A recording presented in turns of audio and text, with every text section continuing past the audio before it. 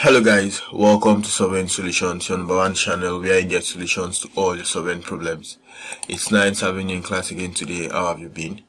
On today's video, we are going to show you how to carry out graduated symbology using what QGIS, right? Good. Now, we have a data for the administrative boundary of Nigeria, and then we on that attribute table, the attribute table of that data, we have sieved it to contain only the states, right? Good.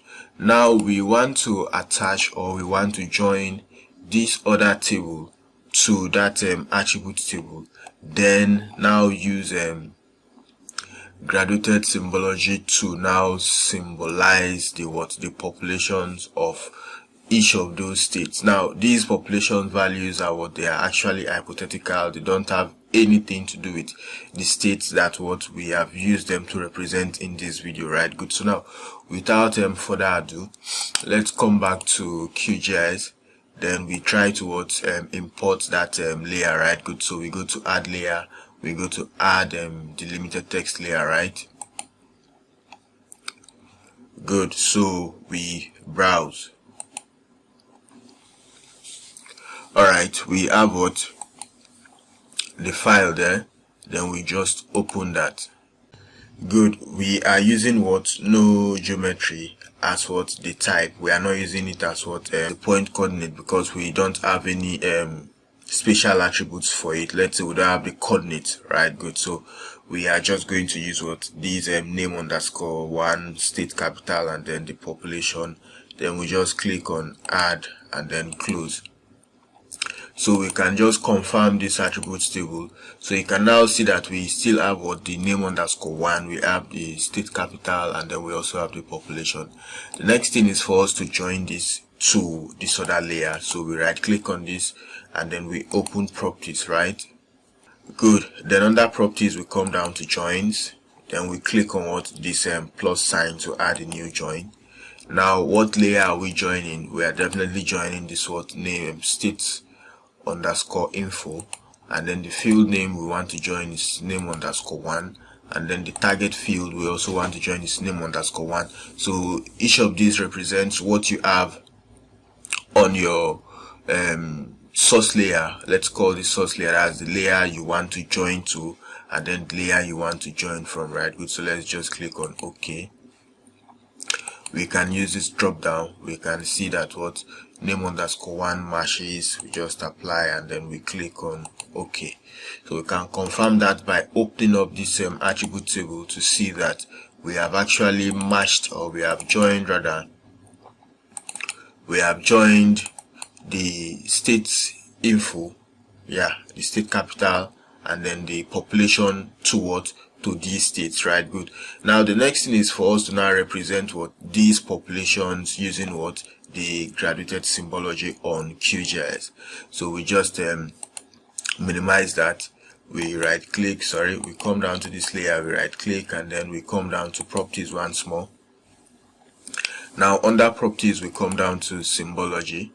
Now instead of using single symbols, we come down to graduated, right? Good. Now under graduated, what is the field we want to symbolize? The field we want to symbolize is actually this population field. Then we now look at the mode. We change that to equal intervals. Then the classes we need for those equal intervals, let's just say we need 4 classes. And then we look at the color ramp, that means how the different classes will be represented. Then we now select any of the ramps we see here. I prefer we use turbo, which are actually some solid colors. Then we can just decide to apply that.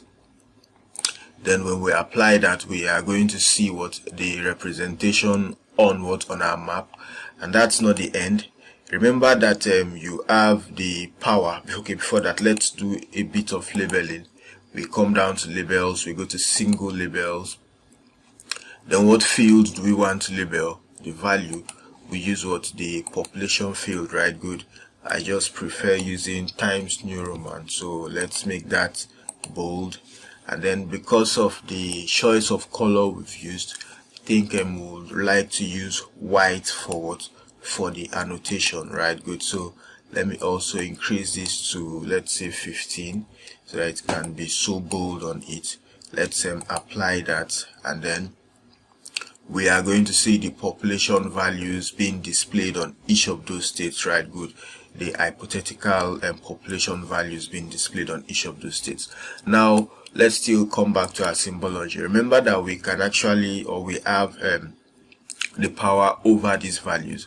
Remember, QGIS has helped us to categorize these our populations to 4 classes, and then it started from 85168 to what 309 something.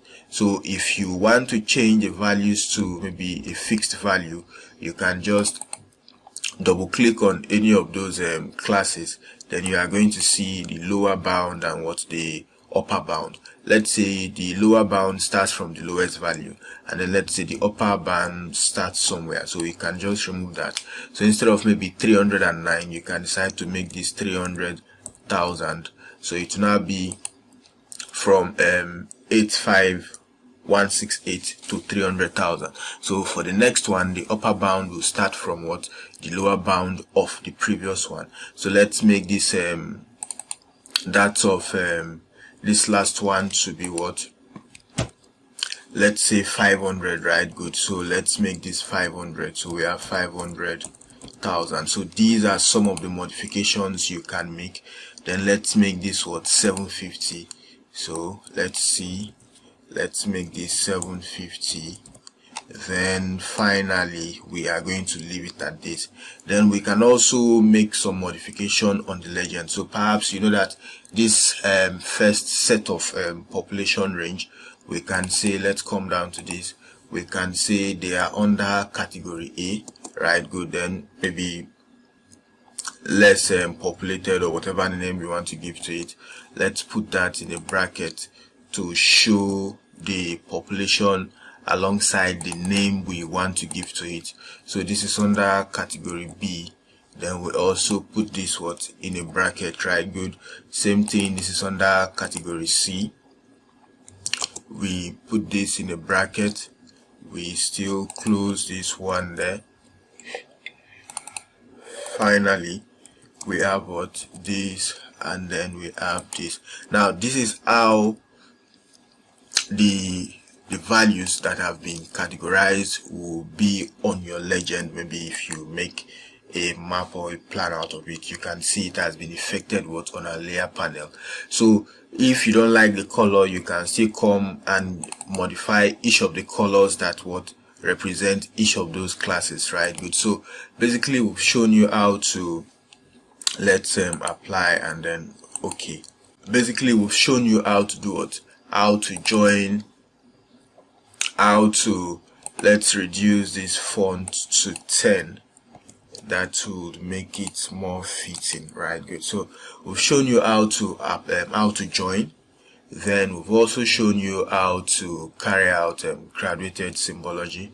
We've shown you how to edit some of the parameters that are there to suit what you want to achieve, like the class range, the legend, and maybe the colors and whatever you want to do, right? So we believe we've provided solution to this particular surveying problem.